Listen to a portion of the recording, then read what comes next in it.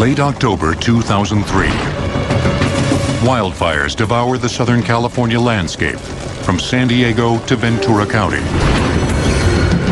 searing 750,000 acres of land, incinerating more than 3,600 homes, and killing 22 people.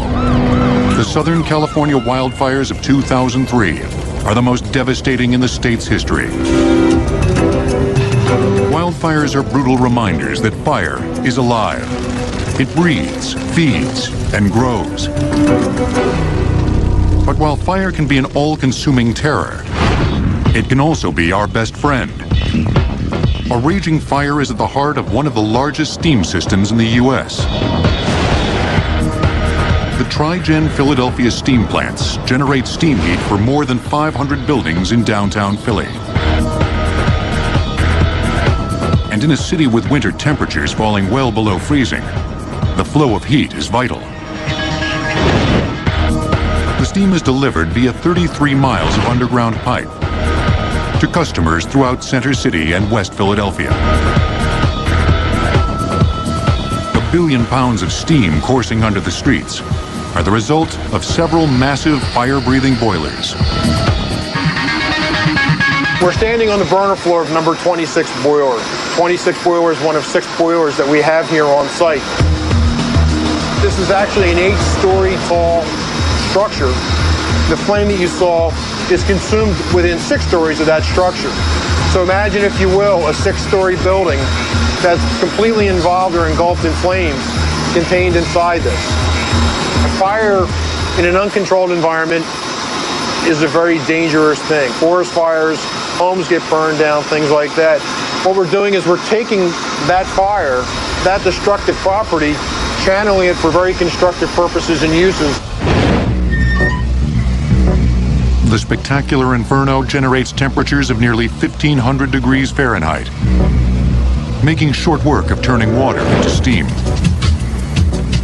So really what we're looking at here is the mother of all tea kettles. We're bringing water in, boiling it, sending it out to make steam for our customers. Tri-Gen needs a gigantic fire in order to boil some 70,000 gallons of water each hour. And this fire needs to be fed. The number 26 boiler consumes number 6 oil, a less refined petroleum fuel. The Goliath fire can put away more than 160,000 gallons of fuel in just 24 hours, and it needs to be closely monitored at all times.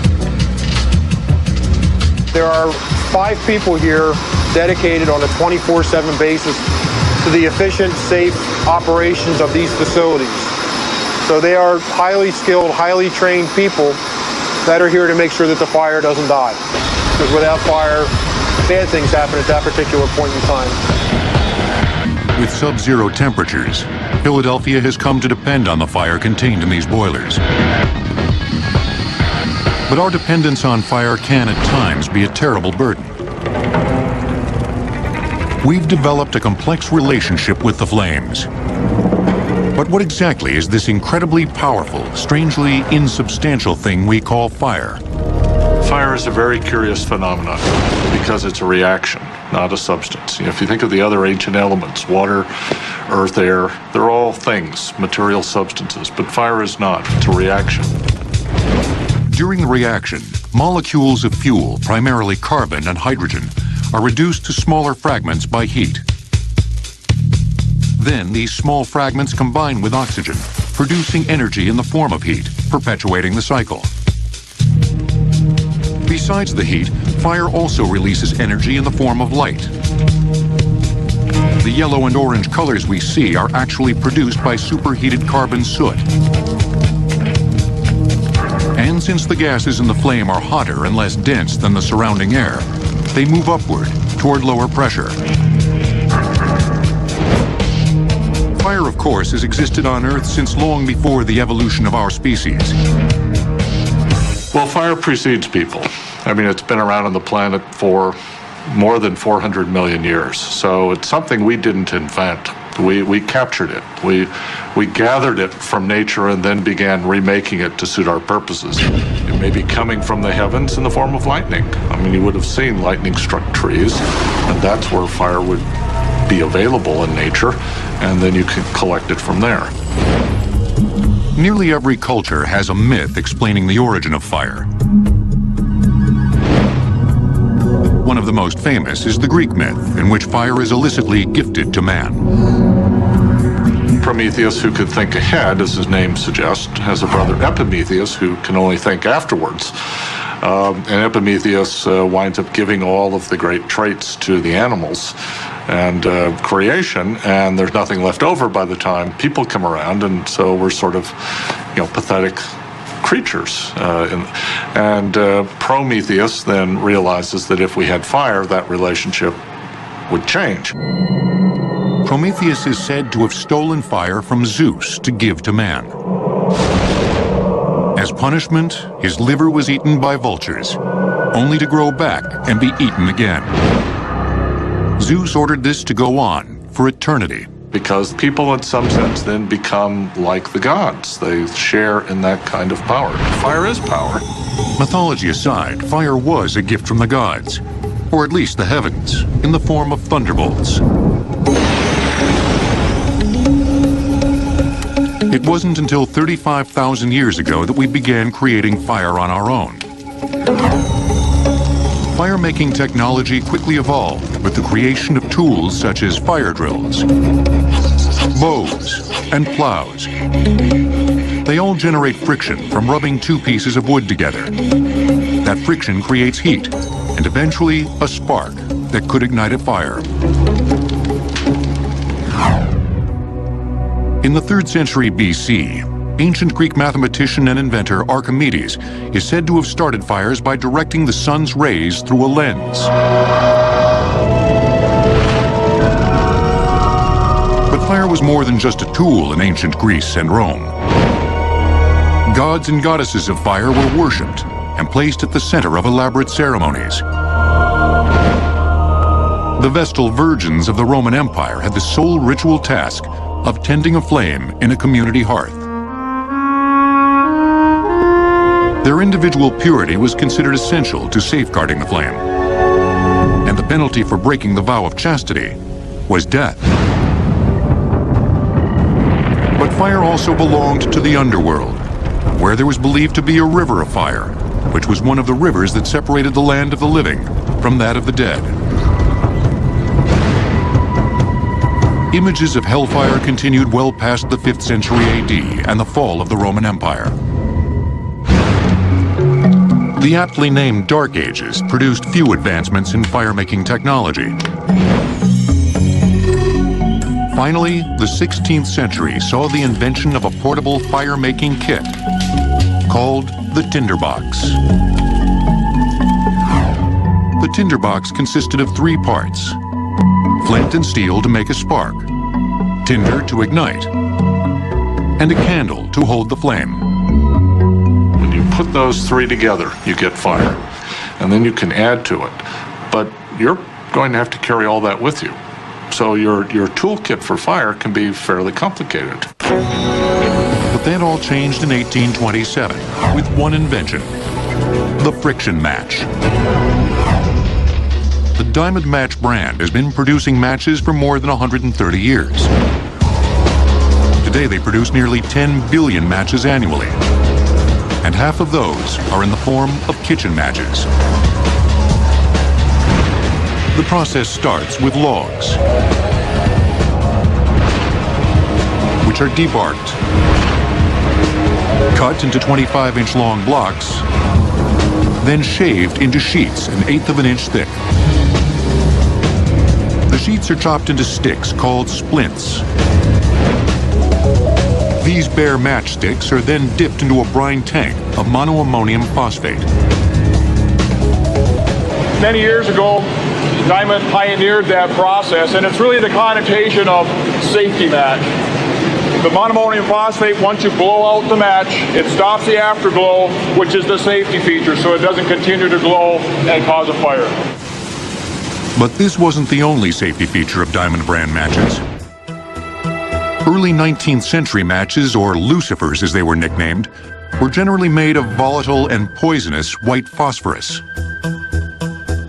They made it almost too easy to start fire. Simply dropping or stepping on the matches would often ignite them. And if that wasn't bad enough, match plant workers breathing in high levels of toxic phosphorus fumes often suffered from necrosis, or phossy jaw, a condition that infected and decayed the mouth and jaw, and was at times fatal. But by 1911, chemists at Diamond Brand Matches formulated the first non-poisonous strike-anywhere match. A similar formula is used today. After the splints are dried, polished, and placed in slots, they're ready to get their tips. Once they're placed in the chain, the first step is to dip it in wax. The wax is the transmitter between the flame and the wood. Without the wax, the flame wouldn't transfer and the match wouldn't continue to burn. It would just go right out. The next step is where the head is actually put on. We call this composition. It's made up of several different chemicals. The composition is dyed red because that's the way Diamond Brand likes it. But the tips can be virtually any color. Matches are made up of approximately 20 different types of chemicals. Predominantly, it's phosphorus, potassium chlorate, and sulfur. And it's the reaction between those three main ingredients that starts a fire. There are about 1 million matches on the match machine at any given time. And at the end of a typical shift, more than 11 million matches have been produced. If you combine all the matches on the machine to 1 year that we manufacture over a period of 1 year, you can light them up end to end and they go around the Earth at the equator about 12 times. The match put fire in our cupboards and in our pockets. Now we were ready to harness its power, to propel us across a continent and into outer space.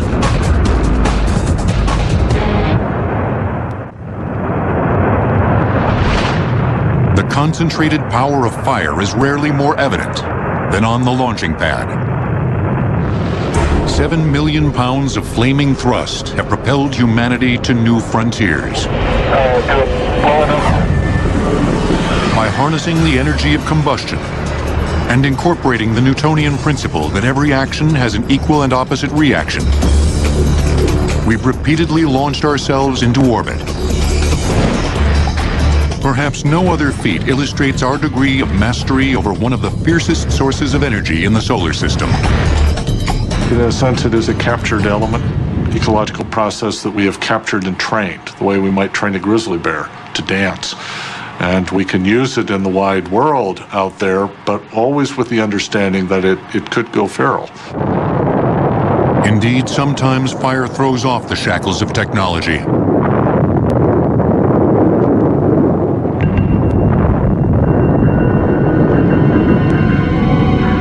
And reasserts itself with a demonic rage.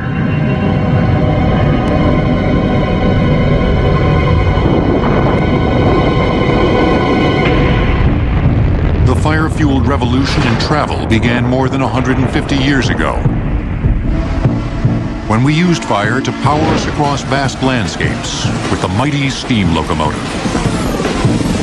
Maryland Scenic Railroad's 1916 Baldwin 280, nicknamed Mountain Thunder, at one time hauled iron ore in Michigan's Upper Peninsula.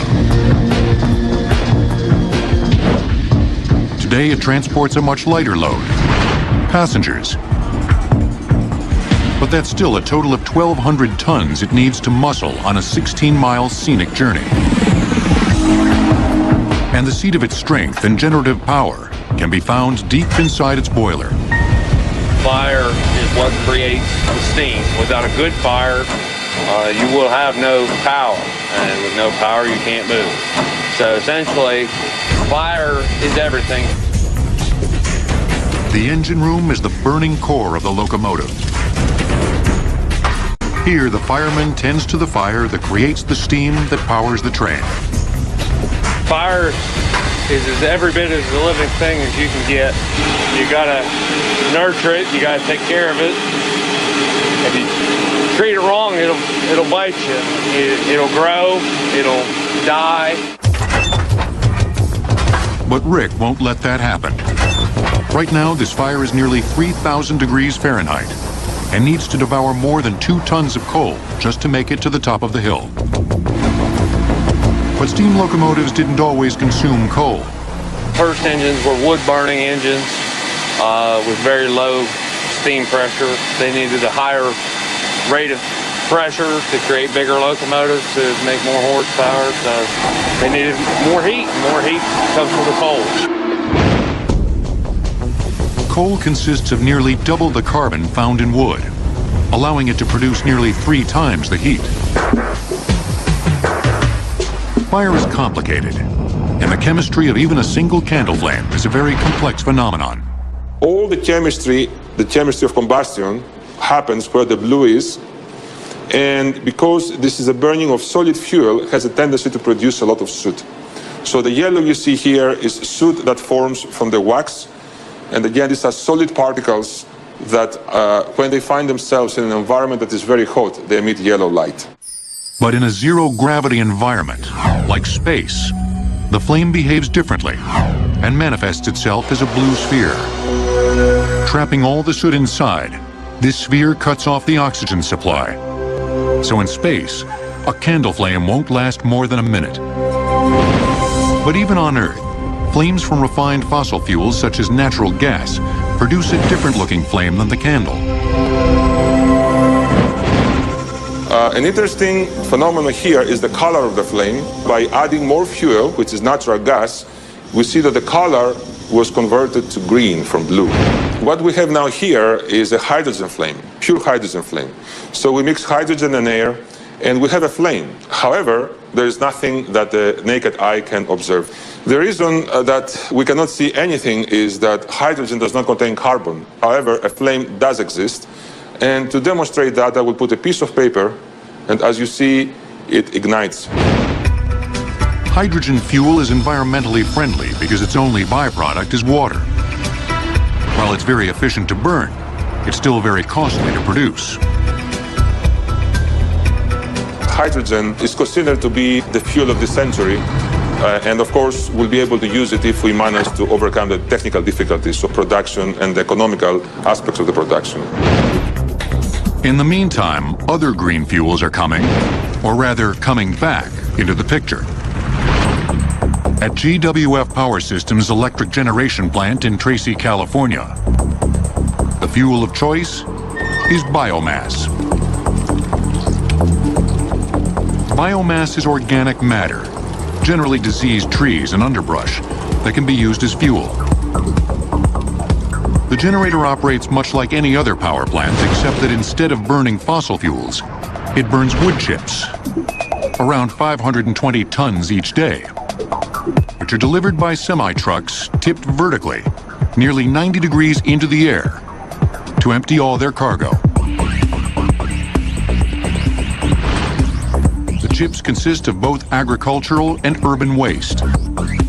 We're preventing wood from either being burned in open fields. The farmers, for example, would burn whatever they cut down and pull out. They just put it in a pile and burn it. The urban waste would just be landfilled, just taking up space. These fragments of wood are delivered to the site daily to be stuffed into the belly of the beast. Wood chips are used instead of larger blocks of wood because they offer a greater surface area, allowing them to burn more quickly and produce more heat. The temperatures range from 1,400 to 2,000 degrees, depending on what type of wood is on the grade at the time. The 16-foot-tall firebox is 24 feet deep and 16 feet wide. And the flames are 4 to 6 feet tall, also depending on how much air and how much wood is in there at any given time. Unlike burning gasoline or natural gas, burning wood occurs in 2 stages. First, volatile gases released from the wood ignite and fire starts, just as with fossil fuel. But then the carbon in the char combines with oxygen, and a slower combustion reaction occurs as well. Process starts here with the fire. We're basically burning fire into steam. The steam is used to drive a turbine that generates enough electricity to power over 20,000 homes each day. But sometimes fire hits too close to home. And when it does, technology and testing have us prepared. February 1st, 2003. Fire in the form of plasma or superheated gas is about to claim the Space Shuttle Columbia. It's a bright orange yellow out over the nose, all around the nose. Looks like a blast furnace. Yeah, you definitely don't want to be outside now. Seconds after re-entry, the shuttle disintegrates, killing all 7 crew members on board. A breach of the thermal protection system on the shuttle's left wing was to blame. A few of the shuttle's 25,000 tiles were dislodged after they were hit with a piece of foam just after takeoff. Without this armor, the shuttle never stood a chance. At the Ames Research Lab in California's Silicon Valley, scientists control arc jets exhaling 3,270-degree heat to simulate a space shuttle re-entry. They test shuttle tiles to see how well they function in the hellish environment that astronauts encounter during their 17,000-mile-an-hour re-entry from space. See that I have the blowtorch directly against it and my bare hand on the other side because it's absolutely absorbing the heat and dissipating it, so it's not getting down to the bottom, which is basically how the shuttle is protected. It is directly on my hand going full force, and I cannot feel anything on the bottom of the tile at all. The protection these tiles offer could mean life or death for a space crew. The tiles are made from a lightweight, extremely porous material, full of air pockets that can absorb heat and disperse it quickly. Now you can see these tile materials have been in the oven at 2,400 degrees for about an hour and a half, give or take, which is above the melting point of steel. And because of the properties we have in our materials, I can actually pick it up with my bare hand, hold it, put it down, as long as I use the corners because they cool off a little bit faster than the center. So you can see the blocks are still glowing red because the internal temperature is still 2,400 degrees. But because of the properties we require for our tiles for the shuttle, it can hold that temperature, dissipate it really rapidly so it doesn't affect the actual structure of our shuttles. Curiously, firing has given these tiles their protection against the searing heat of re-entry. Essentially, we are fighting fire with fire. One reason so much of the world now doesn't burn, we sort of build our houses and the rest out of incombustible materials, is that they've already been put through the fire. The brick has already been burned, the glass, the tile has already been burned, and now it is in a form where it's not going to recombust. We learned the hard way to build with these fireproof materials. Great fires destroyed the city of London in 1666. Nearly burned down New York in 1835. Incinerated Chicago in 1871. And raged out of control in San Francisco after the Great Earthquake of 1906.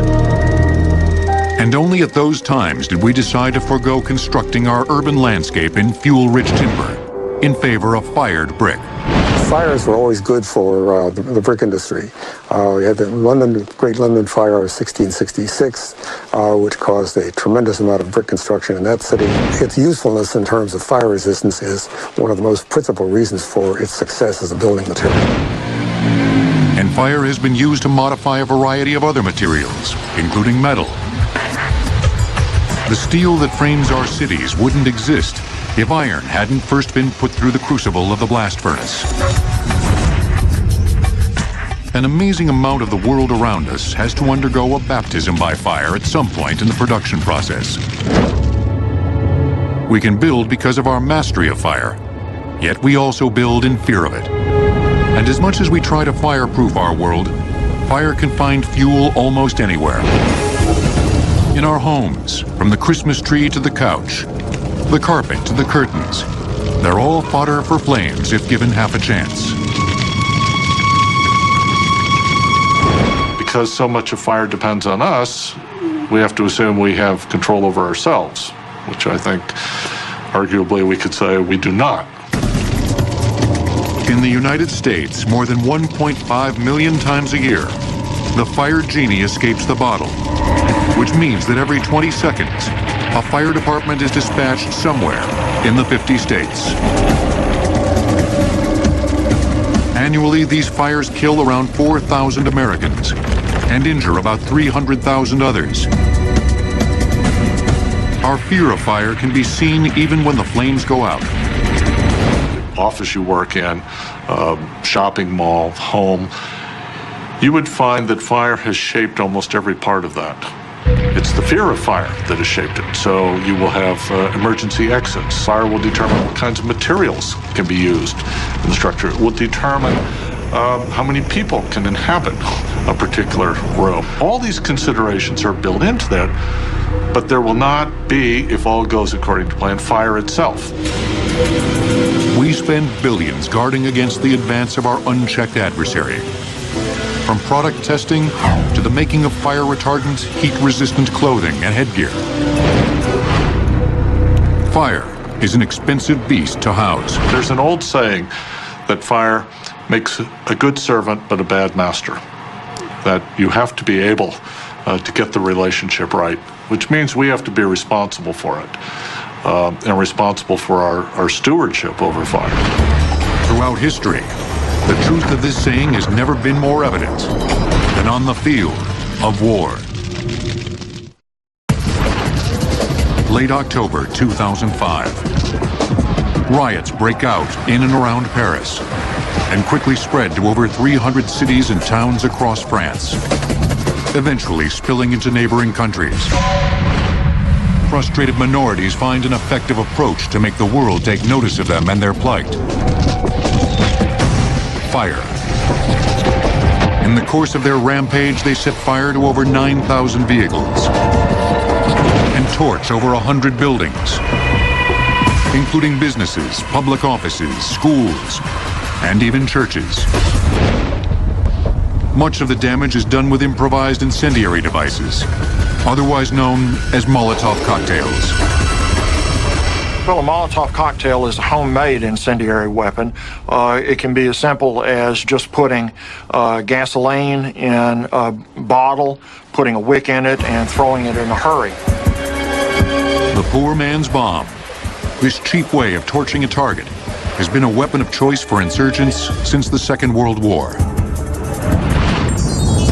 It was named after Soviet Foreign Minister Vyacheslav Molotov, who made radio broadcasts falsely claiming that the Soviets were dropping food, not bombs, on Finland at the start of World War II.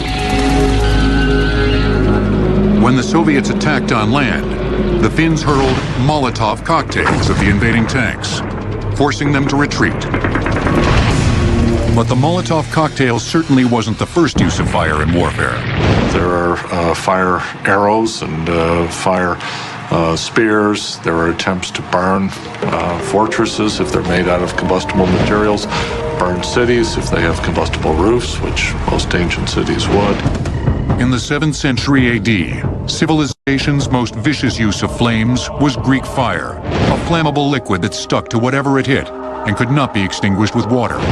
This was a terrifying device, and Greek fire could be widely used, particularly against, say, naval vessels that were combustible because they were wood.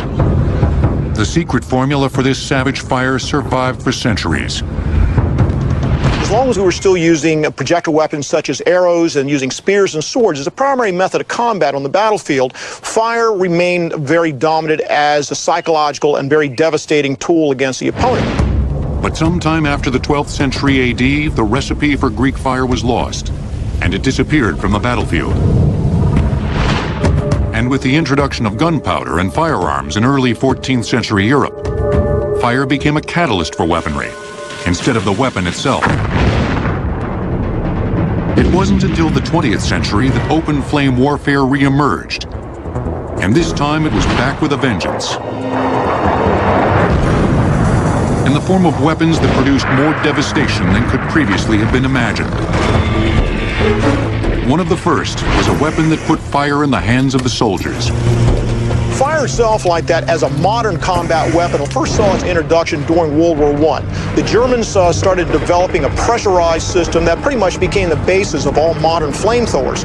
They would take gasoline or some other type of combustible product and put it under pressure, and it was able to force that product out against the enemy, igniting it at the same time, essentially coming up with a way to project fire from a man-portable weapon.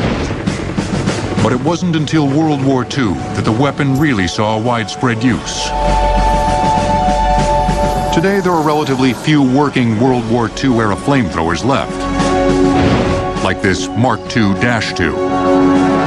One of the drawbacks of this particular unit, it was extremely heavy. When fully charged with 4.5 gallons worth of product, the whole unit weighs over 70 pounds. The unit is set up in two primary units. You see the tank group is on the back of the Marine. The gun group is then held in these hands with the right hand on controlling product, the left hand holding the igniter.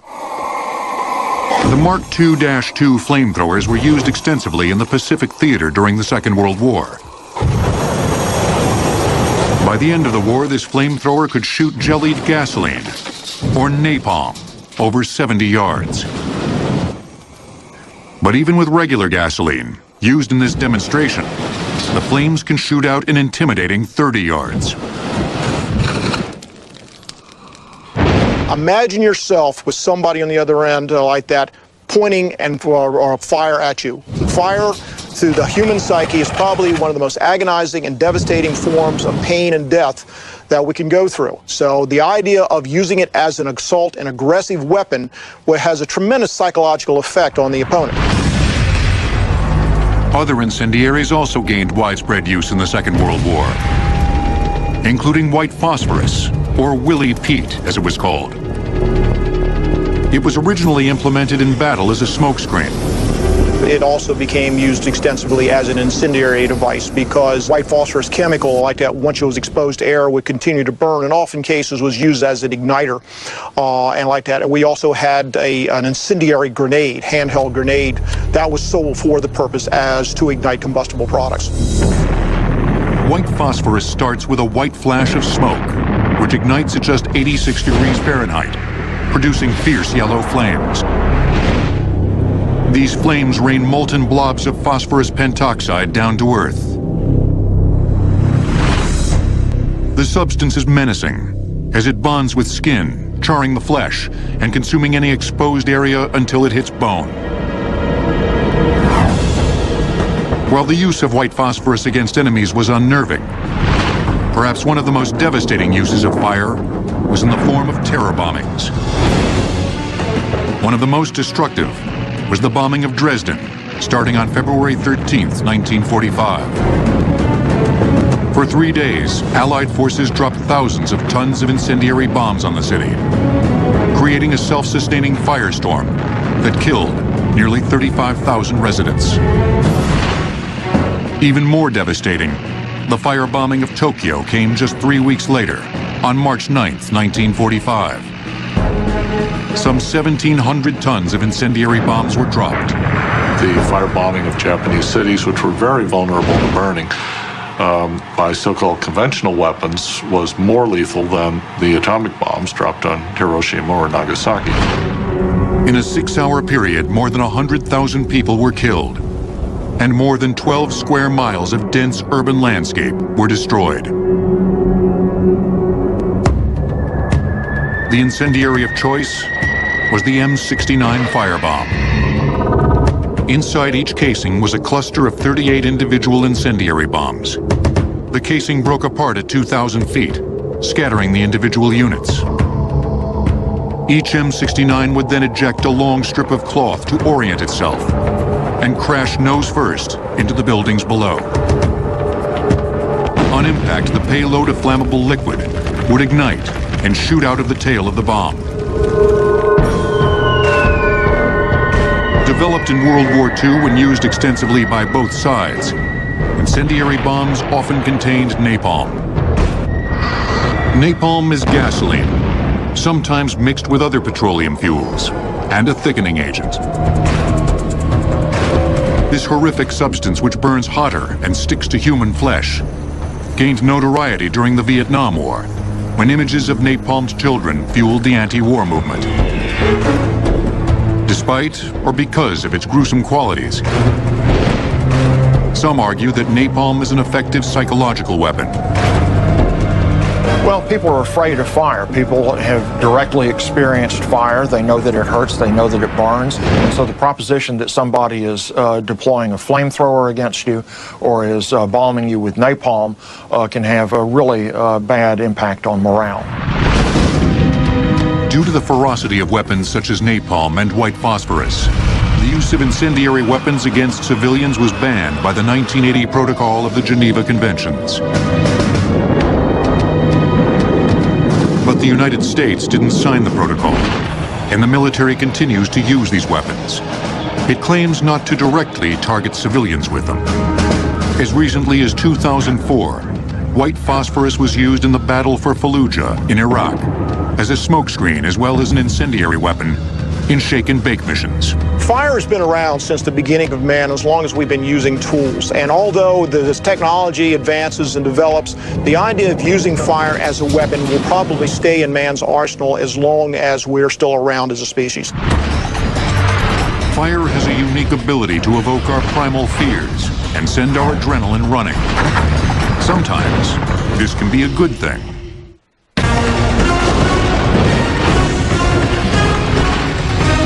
The intriguing phenomenon of fire never ceases to draw our attention.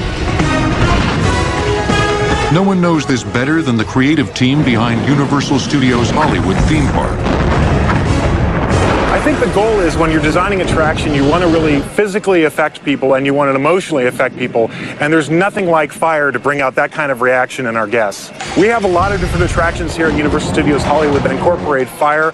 On the studio tour, we have Earthquake, where we simulate an 8.0 earthquake on the Richter scale. Fire plays a very important role in that attraction. We have the Waterworld attraction, which has a 50-foot ball of fire. And probably most importantly, the Backdraft attraction, which puts our guests inside a chemical warehouse and then literally sets the entire room on fire. The Backdraft attraction is the ultimate fantasy of pyromaniacs everywhere. This set here is set 3, and the Backdraft is supposed to simulate the big warehouse fire that was in the movie. And what happens is the guests go into the set, everything is just sitting normal like a normal empty warehouse, and then we start throwing fire at them. The various fires consume 215 cubic feet of natural gas during each show. They appear to be out of control. In reality, they are anything but. Not only is the entire set made of fireproof material, the show itself has been pre-programmed to keep the fire on a short leash. We have ride operators in here that start the show and are here basically just to observe it. Once they push the start button, the whole show is out of their hands. We have show computers and fire computers that run the whole show. Every effect is timed and set, and it runs the same show every single time. And with flames reaching temperatures of nearly 1,650 degrees, safety and maintenance of the attraction is of the utmost importance.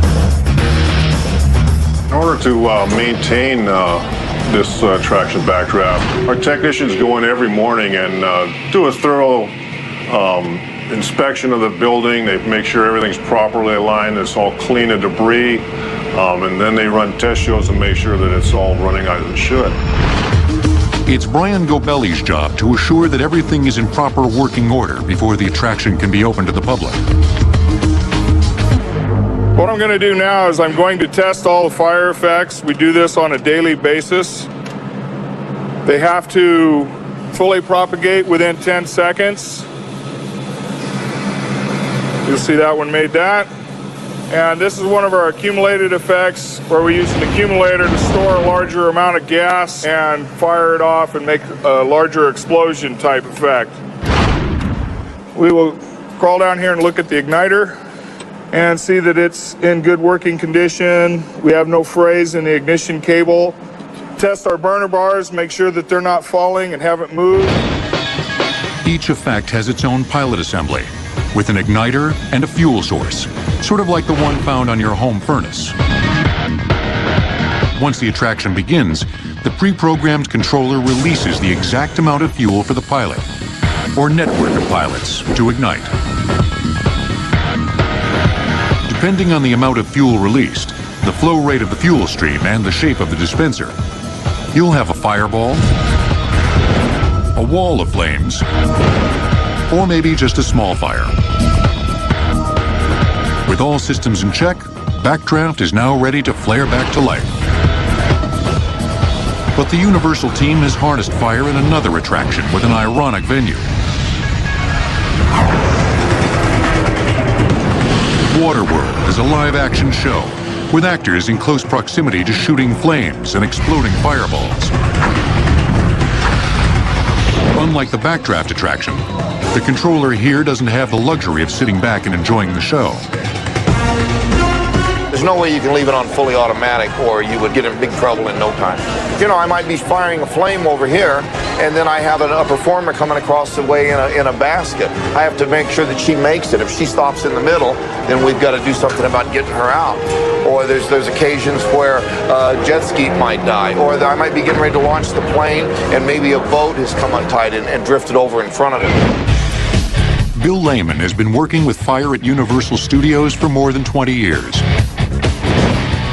All of this stuff up here, you could fire this stuff with like 2 or 3 little buttons if you had to, but most all of this built in is all for safety. All of these lights and all of these indicators and all of these lamps let me know who's where doing what. Bill has a virtual arsenal of fire tools at his disposal. Everything from flares to fireballs. With the push of just one button, Bill ignites 150 cubic feet of vaporized propane. The explosion generates massive 30-foot flames and steals the show. It's scary and it's exciting, you know. You couldn't sit in this booth for 20 years every single day and do show after show after show if it wasn't still exciting, you know. It's very exciting. No argument there. Whatever else can be said about fire, it certainly isn't dull. It's fitting that fire is finally ready for its close-up. After all, fire, perhaps more than anything else, stirs our most primal fears, ignites our fascination, and is the power at the heart of our civilizations and cultures.